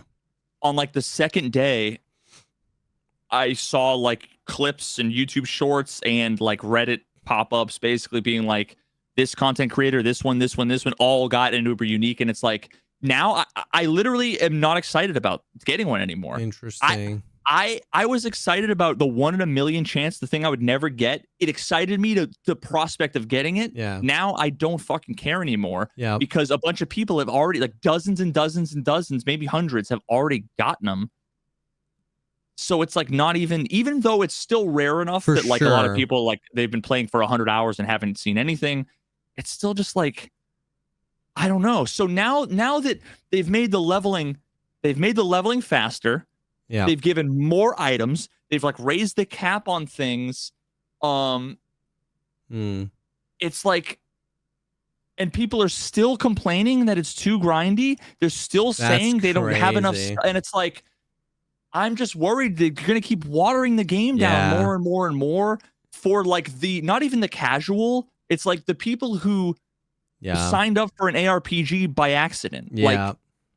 Like, yeah, even a casual ARPG enjoyer knows that like that's part of the game, right? The grind. Yeah, like it should be grindy to some extent. Yeah. If you can get to level 100 in 2 days, it's no longer fun making a character, maxing them out in 2 days, and then what? Being like, I guess I make another character, right? It's there's a happy place where it's like it would take somebody, maybe a couple of months to max out a character, or maybe 3 months, right? That's a whole season. Maybe 3 months to max out a character and to get like the top tier loot, like really close to min-maxed gear. Yeah. Whereas, that 3 months for a streamer, it might be 3 weeks. Yeah. But at that point, it's like you're probably making content around build guides. You probably like have reasons to go through all these characters. But I don't know, man. It's been 3 days and I'm almost level 80. Yeah. And it's like, and I imagine that once I get to like the high level stuff and my character gets like busted powerful, and then I can just power level stuff. It's just there's just yeah. I don't know, man. I feel that even though I don't play the game, it's like, yeah. I mean, it's like, Merry Christmas from BSG. Here's 1,200 rounds of BP and 5 slicks, and everybody gets a red key card. You're like, well. Yeah. What am I doing then? You know what I mean? Like, yeah, I feel that. I mean, now don't get me wrong. A ton of changes that they have made, massive W's. Like the game. Yeah. The game wasn't broken and it wasn't bad, in my opinion. Yeah. Before, ever. Yeah. Even preseason, season 1, there were lots of things it needed to do, but like literally fucking every game needs lots of things. That doesn't make it bad. It wasn't like Starfield bad. Yeah. Let's be real. But there's so many fucking W's. All the simple things that it's so funny. There's so many simple things that like we've been asking for from a million games that are still not in the game that you would think would be simple. It's like, why aren't they doing it? Yeah. I feel like with Diablo, we're in an alternate timeline where they just did all the simple things. And it's like, it almost doesn't. But maybe like the main things, they missed the mark a tiny bit. or they're heading in a direction that you're worried about, and so those simple things are easy to overlook. Is that fair? Not so much. I still appreciate all the simple things. There's a million quality of life things for sure, but I just feel like too much of a good thing in a game is not. It's not a good thing. Like the ability to grind, to have it take time to progress, and to have things be rare. Yeah. It makes it exciting because you have progression. Yeah. Progression, like Tarkov, that's the reason why I'm not playing Tarkov now, because I don't care about the progression or the quests. Yeah. The game itself isn't fun to play these days for me anymore with cheaters and netcode and bugs and whatever. But if the progression, like if all of a sudden tomorrow they wipe Tarkov and it would bring totally new quest lines, totally new skill system, I would 100% be all into it because it'd be excited to progress and to learn. But now it's like, I'm not interested in the progression, so I'm not interested in playing. Yeah. And with the progression being so fast and it being so easy to get the good stuff. Yeah. I get it. And some people want to log on for 2 days and have all the good things because they want to like test drive the Ferrari, right? Yeah. You know, but it's like the old games. Like, did you ever play Gran Turismo? Yes. So like, whenever you start a new game, it's fun starting out with the fucking little box, whatever, and then getting the Miata, and then you get the fucking, the shitty Evo, like non-turbo, whatever, and then you get the Subaru turbo, and you build your way up until you have like the fucking Viper, and then, the fucking Pikes Peak or whatever, like. But once you get to that point, it's almost like you want to start over, similar to a wipe where you have everything and you want things to matter again. Yep. And I feel like what they kind of did was shrink everything down. Some people just want to open up Gran Turismo and they want to do a race or two today with the Viper now. Yeah. They want to drive the nice car. Whereas I'm interested in the progression of getting all the licenses and, and I feel like it's almost some of the changes that they've made has slowly gone towards like, you get the good stuff and you level up super fast. Yeah. I don't know. Maybe it's just like I'm out of touch and it's a perspective that you only get. It's totally plausible that like, my playing 24 hours in the last 3 days is like an unfair perspective that is unrealistic, but at the same time, if I wasn't a streamer, I would have played exactly that amount on a Friday, Saturday, Sunday. I'd get home from work and I'd play until 4 a.m. And on Saturday, I'd play all day. And then Sunday, I'd play all day. So it's not just a streamer thing. Yeah. No, I get it. And it's once again, like it's a cultural ARPG thing, or like a genre specific ARPG thing where that's the type of game it is. So you're not just saying I played 24 hours of this game, whatever. You're saying like I played 24 hours of this game and I played hundreds of hours of these other ARPGs and these are what made them great. Why they were heralded as like these amazing games. So your opinion isn't just like I was just born, I played this game and here's my opinion. It's like all of that stuff is part of it too. So yeah, I feel like the people just don't want. I feel like people want to have things like they're entitled to have the best things without putting in any time or effort. Yeah, and it's like Call of Duty, you're not gonna get the golden AK. Like imagine if next week they made the golden AK Call of Duty.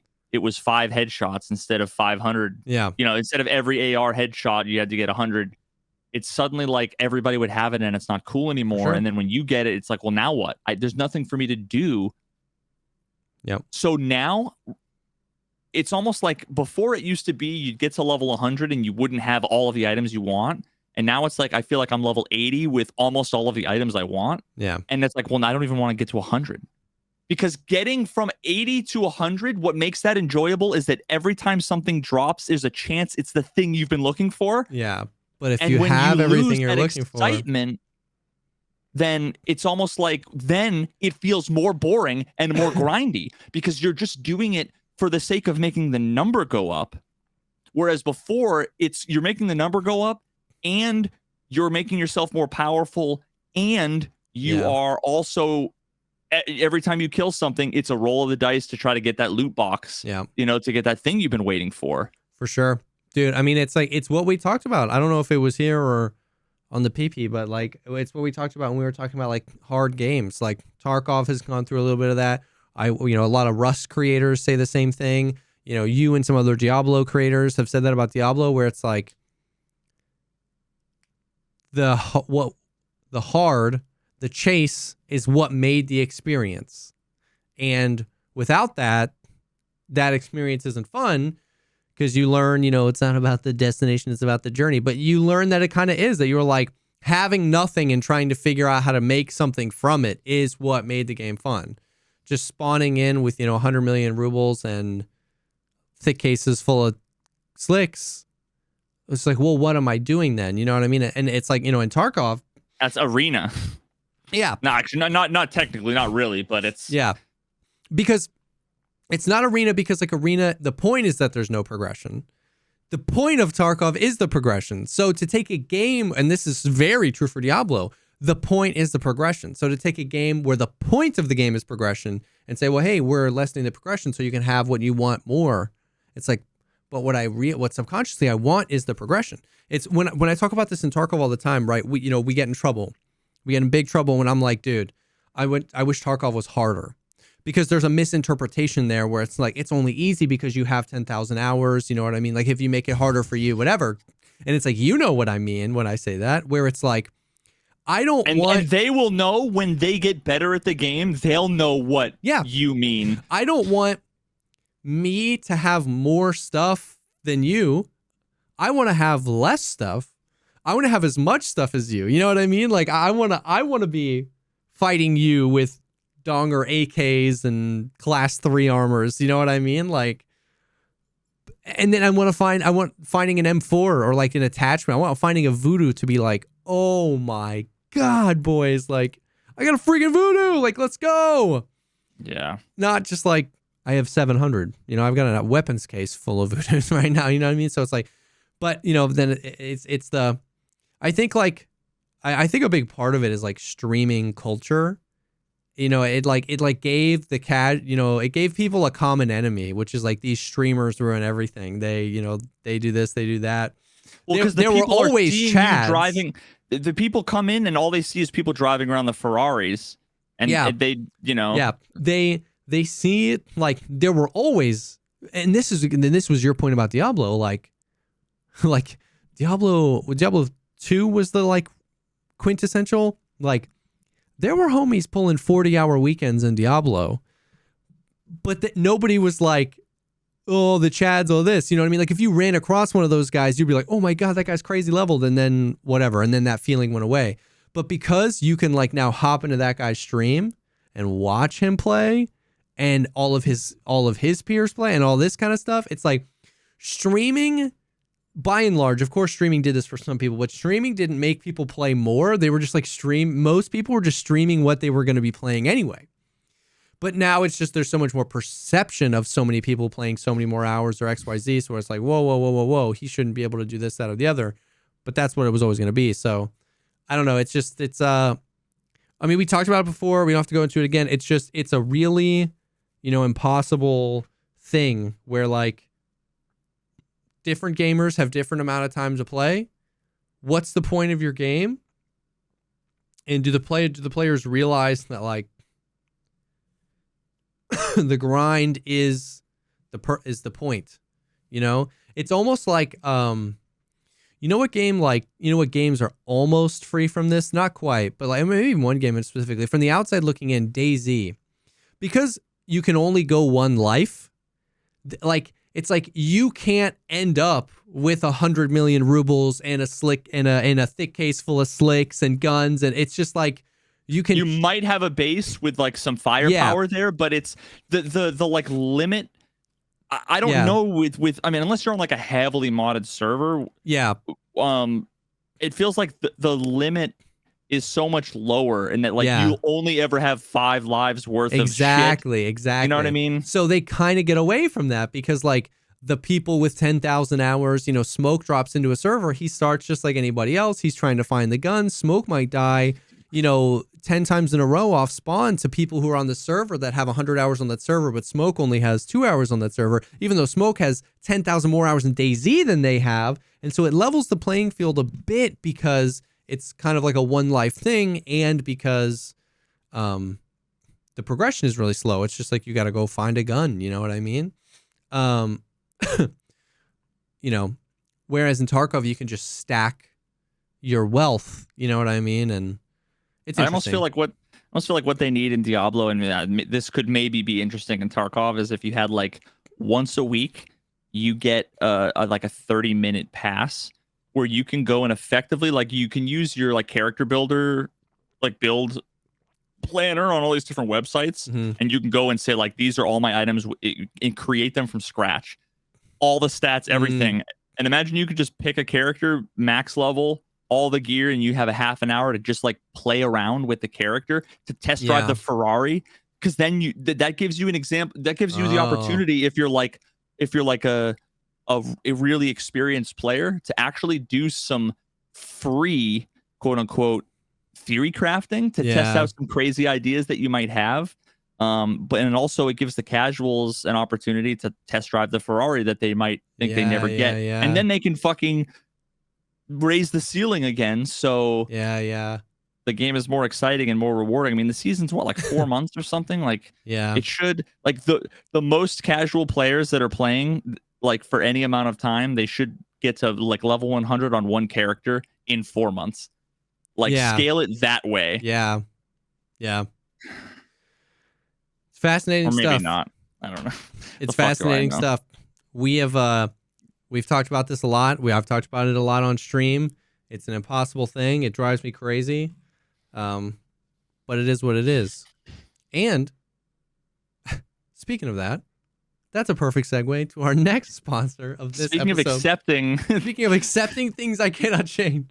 The next sponsor of our episode tonight is BetterHelp. Thank you so much, BetterHelp, for sponsoring this episode. BetterHelp is awesome. I was actually just earlier talking with somebody who was saying, like, dude, like, what was that? Like, what was the thing you talked about on the podcast again? Like, I'm thinking about getting therapy, but I'm not sure. And like, it was cool because I was like, dude, like, you need to. And it was awesome because chat was like, bro, do it. It's awesome. Do it. It's awesome. So, because I'm always afraid, I don't want it to seem like this is something I really do care about because I've been through therapy, that I don't ever want it to come across like I'm just trying to sell a thing. It's one of those things where it's like, I'm excited to partner with BetterHelp because I'm so passionate about it. I don't ever want people to confuse those. You know what I mean? Like, therapy has changed my life, and some of the people that are closest to me in my life, it has changed their lives. And so with BetterHelp, it's awesome because it creates a really easy and flowing and welcoming experience where you can, it's all online. You don't have to worry about driving 2 hours to somebody's office. You don't have to worry about talking with someone's assistant. You just schedule something with someone. If they don't vibe with you or you don't vibe with them, that's fine. Schedule it with someone else. It's super easy. You find someone you vibe with. Communication is super easy. Scheduling is super easy. It's just like, it just takes so much of the intimidating, like, back and forth out of that experience, which is awesome. Yeah, I mean, as we said before, there's an infinite number of reasons why talking to somebody is super important. Whether it's depression, whether it's relationship issues, whether it's motivation, whether it's issues with work, whatever. Platform, like BetterHelp is like unrivaled. Like you said, the convenience is massive. But, quick anecdote, when I first went to BetterHelp, the first person I got partnered up with, we had an appointment, didn't vibe, and it was like 3 checkboxes later, and I had an appointment the next week with somebody else who I've now been seeing for I don't even know how long, a couple of years now. And I mean, what better advertisement? What better advertisement than Veritas was giving Jesse empathy to Twitch chat advice earlier. Yo, and it's like seriously. the complete reversal of roles, right? Like that should tell you, Yeah, so seriously. yeah, And I mean, and I know like legitimately, it's funny. We were talking about this with Valiant the other day, but like going into the holidays, like I know that's a really hard season for a lot of people. You know what I mean? and Like winter, dude. seriously, seasonal depression, winter. The long nights, or even just like hard times, hard memories. You know what I mean? It's a real thing. It's a lot of people struggle around this time. So going into that, it's just like if you see that coming, you know what I mean? Like if you know that that's a rough time for you every year, you don't have to be in the midst of a traumatic experience to benefit from therapy. Like if you just know that this is a hard, like Veritas would agree that it's like you would be blown away at how powerful for your brain it is to just speak the words of the things you think all the time to another human and have them like in a judge-free zone just be like, dude, that sucks. Tell me more about that. You know what I mean? And so yeah. Thank you so much to BetterHelp. You can find your bright spot this season with BetterHelp. Visit betterhelp.com/pogcast today and get 10% off your first month. That is BetterHelp, HELP.com/pogcast. Thank you so much to BetterHelp for sponsoring this episode.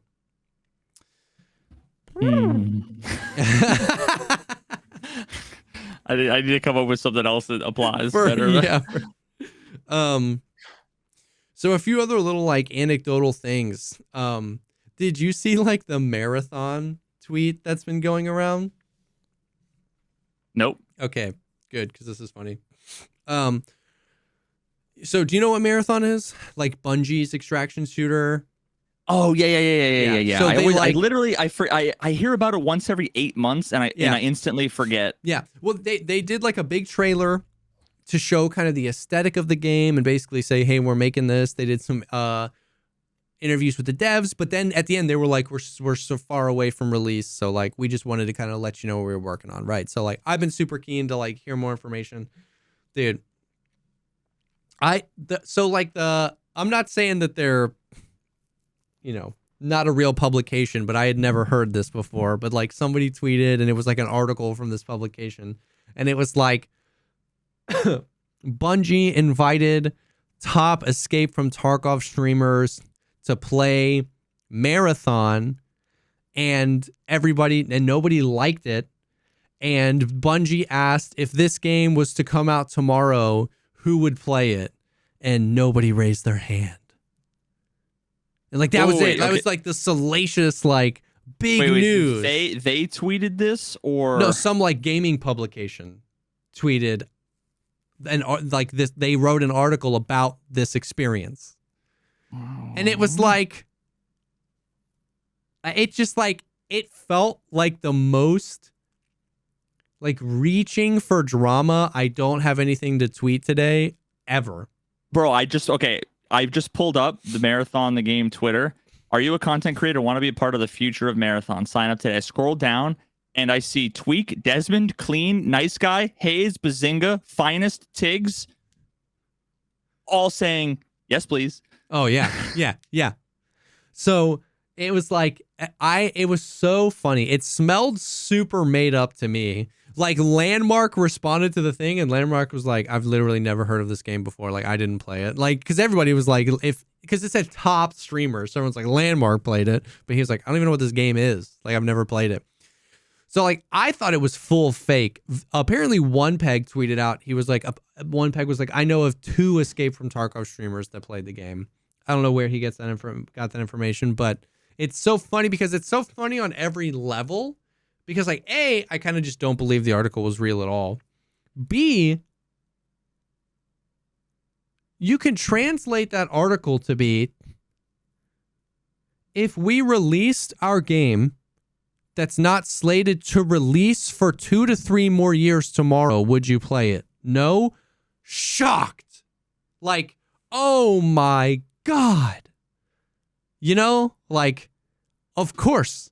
It's like probably Greybox. It probably looks like Dr. Disrespect's new game. Of course, I don't want to play it tomorrow. It's not ready. I don't know. What the fuck? Okay, I just clicked on the video too because I see I found the original tweet from it's at Destiny Track. New Aztec Ross is reporting that Bungie had escaped from Tarkov streamers play Marathon and they did not seem interested in the game. Bungie asked them if they would play Marathon if it released, quote, tomorrow. The fuck, I would quote that. And no one raised their hand. And then there's if we release this game tomorrow, there's a link to a YouTube video that is private. This video is unavailable. What the fuck? Yeah, so Adam said if Bungie asked them if they wanted to play Escape from Tarkov tomorrow, nobody would have raised their hand. So true. Yeah. Okay. Wait. No, I'm stealing that right now. I'm stealing that quote tweet. It's so true. New. I'm not gonna add anybody. At Veritas Games is reporting that BSG had quote escaped from Tarkov. Was streamers tomorrow. Play Tarkov and they did not seem interested in the game. BSG asked them. No, I know. See, you know what? I don't even want to make the joke because I feel bad that the BSG guys was like I'm shitting on them. So I'm discarding. I'm discarding the tweet. Yeah. Because I don't want to be an asshole. Growth. But anyways, it was just funny. Apparently, also that happened the day after Bungie did like a huge round of layoffs. So some people are thinking it's just like a completely made up hit piece to try and be like, Bungie sucks, Marathon sucks. Which it sucks that Bungie laid off a bunch of people. You know, do I know what's happening in that situation? No. Do I bet that the CEO of Bungie made a bunch of money last year? I'm sure he did, you know, so it's like, I don't know. They had to lay off a bunch of people. And then they announced Marathon got delayed, I think. So, I don't know.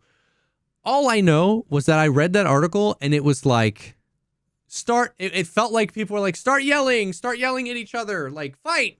And everybody was like, what about what? Like, what even is Marathon? And they were like, fight. It just felt so weird. What is Asti Cross? What even is this? I don't know. This is bad. I don't know. Like, I just don't know what this channel is. Like, yeah. Because like I looked, that was who the original tweet was saying that they reported that, and then I go to their Twitter and it's not there. So are they just walking it back? I have no idea. I guess. Yeah. It was weird. It was just funny. Fucking weirdos. He's a streamer for Destiny 2. Oh, it's a dude.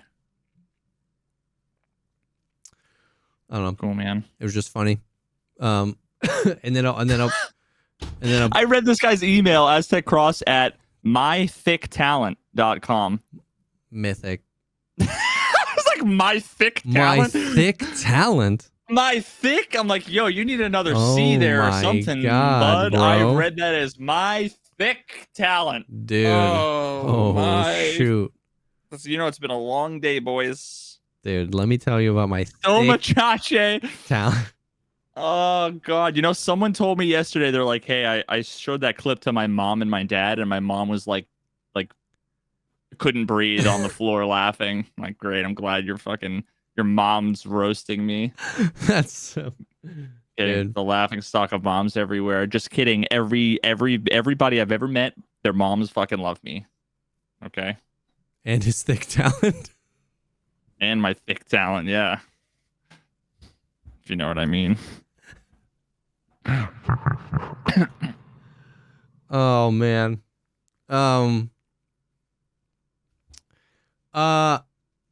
In other gaming news, did you see the new trailer for The Day Before? We talked about The Day Before, I think. Is right? that the one with the thick girl booty? Yes. Wait, there's a new trailer? I thought that game was a scam and was being made. Yeah. Is it now? Still up for debate. So like there's a long history. 1 day ago. Yeah, with this game. Wait, bro. we have the technology. Let me pull this up. We have the technology. I don't know how long the trailer is. It's like 3.5 minutes. Narrated. But I'll pull it up by like silent. AI generated voiceover. Okay, bro, you know that stereotypical like the male voice that is in all of the like YouTube. It doesn't sound like text to speech, but it is. I don't know. I think it is. Interesting. I need to figure out what that voice is. And anyway, let's here. But wait, what the fuck? Wait. Okay, that literally it like looks. What the fuck? This looks nothing like. I feel like this is like. Yeah. At first, I thought it was like Call of Duty 6.5. Yeah. And then I'm like, oh, but it's also Forza. Like, what the fuck am I looking at? I thought it was just Big Booty Girl jogs through the city. Nope. Yeah, I mean, bruv, nobody knows, man. This game, like, oh, man, this game is just, dude, I don't know. I don't know what's gonna happen. Streets of Tarkov's looking sick. Yeah, there's still a huge part of me that just like doesn't think this game is real. Like these are all just, it's not a real game. Part of me hopes it is. It's like I don't know. So far it's just buildings. So I mean, like, how hard is it really? I mean, dude, this trailer looks cool, and the game looks cool. But like so much has happened. It was supposed to be like this is footage from Starfield. What do you mean? It was supposed to be like an open world survival game, and then dude, so much has happened. They missed so many dates, and then they showed like their second trailer. This is like their third trailer. Their second or their fourth. Their second one was like worse, like way worse than the first one, and then they did the third one with like the big booty girl, and it was like weird, and it was all supposed to be how it's like on Unreal Engine 5, and you're supposed to do all these things, and now there's like quests and a hub, and it's multiplayer, and it's PvP, like and it's PvE. Yeah, it's very Division vibes. The looting looks, pretty cool, more like Tarkov, and like, dude, I don't know. There was just like so much hype for this game, and then that hype crashed and burned so hard because they like missed a bunch of dates and they like missed a bunch of weird stuff, and then they didn't file the trademark for their name. So like the day before got trademarked by somebody else. So then they had to delist it from Steam, and apparently they just won the trademark battle, so it's listed back on Steam.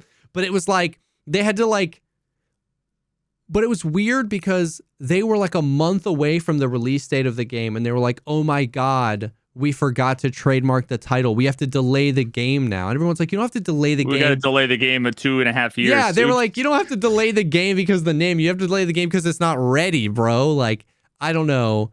And then they're adding all this stuff like the driving, and everyone's like, "Is this Forza?" Oh, and one of their trailers, dude, somebody broke down. One of their trailers was shot for shot a Call of Duty Modern Warfare 2 trailer, but they just remade it with their own assets. Dude, you know what the fuck is a bunch of dudes chilling in a hot tub? What the fuck am I witnessing? Dude, I don't know, dude. Dude, you know how many times that's been a thing that has been called out so many times before? You'd think that, God, what was it? There was like somebody that got called out for a website, and I don't remember what the context was. I just remember them getting called out, and then their website was like straight up just a copy of some other website with like the copy changed.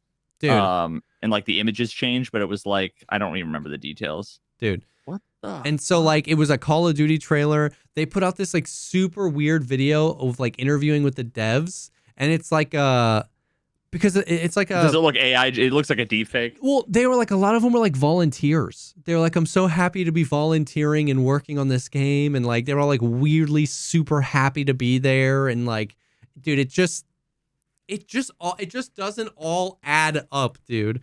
Like everything they talk about the game and the features, you're like, yeah, that's sick. I want that in a survival game. But it just like, it just doesn't, it feels, this whole thing feels like a multi-year, like AI generated scam. What the fuck? And they've got fully featured, dude, yeah. Like base building. I don't know, man. I don't know. It's like, at this point, I'm like 90% the game gets delayed again and it's not a real game, and 10% and 2%.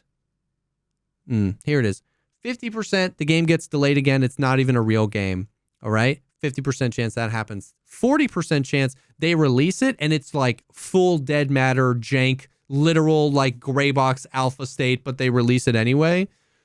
10% chance the game is like nuts and blows us away. And it's like amazing. Like that's where I'm at right now. And I hope it's the 10%. I mean, like literally, this is the only thing that like this sequence right here is the only, I want to say the word gameplay, but I don't mean gameplay, but like everything else is just people walking around through buildings and like the gun animations and stuff are cool, but like you can just drag and drop like pre-made assets. And I'm not saying that that's what this is. No, but like, what's the game? What's the game? Dude. What's the story? What am I doing? Why do I care? Like none of that is here. It doesn't. I don't know, man. Dude, I don't know. But it's gonna be like a nice looking environment. Yeah.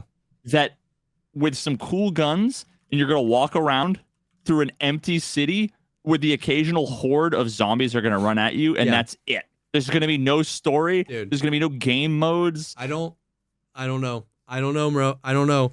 And like the history of this game dev is like fantastic is who they're called. It's like super sketch. They've made like I thought you were gonna say it's fantastic. Oh, it's no. Not fantastic. They've made like 3 games. 2 of them they just like dropped support for. Like one of the games they dropped support for like 3 weeks after the game launched because like nobody was playing it.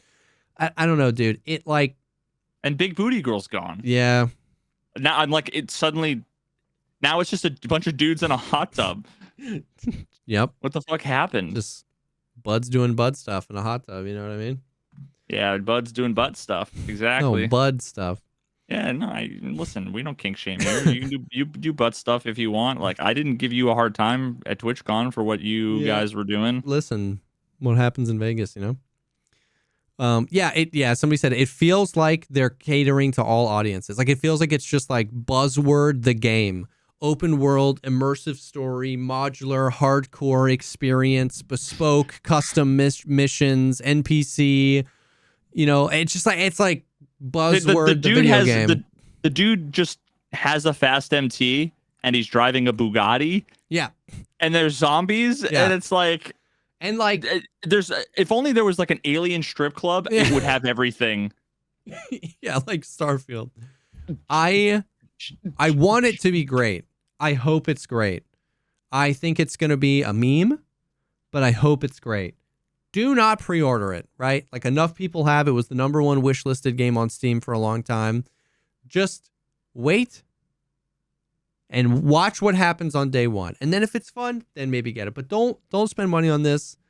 I'm very excited to see what happens. I'm very invested in seeing what happens. I have not purchased it either, but like, dude, I want it to be great. I want it to blow the gaming consciousness away and just like be phenomenal. I do not think that that's going to happen. Like, here's the thing. Even if it is going to be phenomenal, there's no way anybody could tell because what is it phenomenal at? I don't even know what it is. It looks like a demo of like an Unreal. It looks like it looks like the Unity 4.0 demo project. Yes, it does. It's supposed to be. I mean, maybe the audio like, it's been 4 years since I've seen the light of day. The audio. I need to find my daughter. The audio is like corporate piano music, and it's like in the day before you're able to drive cars to the farthest reaches of the map. I swear to God, dude. I swear to God. Shit. Oh my God. No fucking chance, dude. It's wild. It's friggin' wild. I'm literally asking ChatGPT to generate me the thing, and I'm gonna speak it. Generate what? Oh, the stock trailer voiceover. Yeah. So it's supposed to be like DayZ set in the Division's map, if that makes sense. Like open world survival, but in like a city, but then also with missions and quest givers and like, I don't know. Yeah, wait. In a world, unironically, in a world overrun by the undead, Oh, yes. We need the visual. In a world overrun by the undead, survival is not just a goal. It's the only rule. Introducing The Day Before, Humanity's Edge. Thanks, Chatty. The ultimate zombie survival experience. In the shadow of civilization's collapse, you're among the few remaining souls fighting to reclaim a shred of normalcy amidst the chaos. Craft weapons from remnants of the old world. Fortify your shelter and fend off relentless hordes of pure adrenaline and raw instinct. Navigate through treacherous terrain, from urban wastelands to eerie rural enclaves, each with its own dangers and secrets. Trust in your fellow survivors, but be prepared to face the ultimate betrayal. Can you survive the night? Can you rebuild what's lost? Can you hold on to your humanity when all around you have lost theirs? The Day Before, Humanity's Edge, where every choice is life or death, and every moment is a fight for the future. Coming soon. Will you be ready? For my thick talent. I love how it literally added Humanity's Edge. Humanity's Edge. Humanity's Edge. Fates. Oh, so releases December 7th, man. The game officially releases December 7th. It's only the 11th official release date. Wait, the official release date? And we don't know what the game is about. No. So, I love how it started with In a World, like unironically too. Yep. Jesus Christ. So, could be great. This trailer, I'm like reading it, and it's better than what we saw. It literally had like breaks in between where it's like the screen flashes with quick cuts of abandoned cities, darkened forests, and derelict suburbs. Gunshots echo. The screen shows a makeshift barricade being breached by a swarm of decaying figures. The camera pans to the group of survivors, tense and ready. Oh, yeah. Before cutting to a silhouette betraying another with a swift, shadowed movement. The captions hit harder than the trailer. It's literally better. Damn. Well, we'll see, dude, on December 7th. 2027, maybe. But, yeah. But, yeah. That is the stuff. That is the stuff for this week. Hostess. I am going to go pass out and hopefully feel better tomorrow. You going to get some more Diablo in? I don't think so. I don't think so. I'm fucking tired. I got up mad early, and my pectorals and my back. I did chest and back yesterday, and 2 days ago. So like I said, I feel like there's an entire school bus on me, and I want to go just sort of cry in my bed and like a child. I feel that. Well, I'll be crying with you, dude. Yeah, Hostess sponsorship win. Come on. Yeah, what the fuck? Come on. Fresh goes better. Hosted freshness. Well, there goes our opportunity at a Hostess sponsor. Nah, dude, they love that shit. Hostess is real. True. Hostess is real, now. Dude. They're edgy now. But yeah, you guys are awesome. Thank you guys. Thank you guys so much for hanging. We appreciate you guys. If you're interested in this and more like it, you can head to patreon.com/thepodcastpod and get signed up for an extra episode every week, an extra episode and early access to these episodes. It's pretty unbelievable over there. Everybody says that it's the best content they've ever seen in their lives. Ever. Literally everybody says that. So don't miss out on that. Everybody talks about how good it is. Everybody talks about how good it is. So yeah, that's that.